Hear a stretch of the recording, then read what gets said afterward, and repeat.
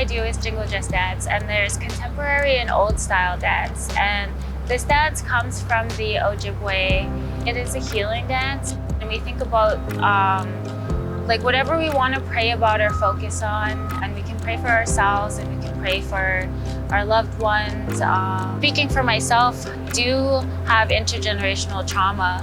My parents are both residential school survivors, and I personally live with that trauma day to day. And I had a lot of anxiety, and I still have anxiety. And I didn't even think I was like smart or anything. I feel like I gained a lot of confidence in who I am as a person, like through the Aniskum Center, through Mount Royal, through the great connections I made with the different professors.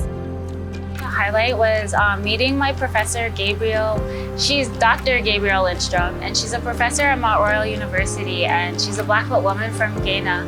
I remember the moment I saw her, I didn't expect to see like a Blackfoot woman come into the class, and I was like,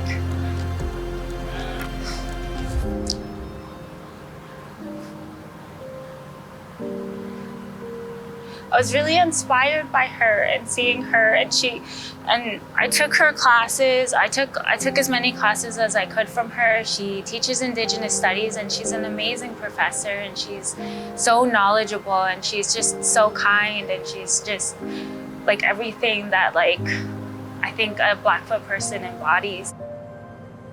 Being at Mount Royal and taking the classes I've taken and learning that I am capable academically to do well has helped confidence. And I do my best to acknowledge that, but also to remain humble, because I personally have like a lot of community support from my family as well, and the Indigenous community.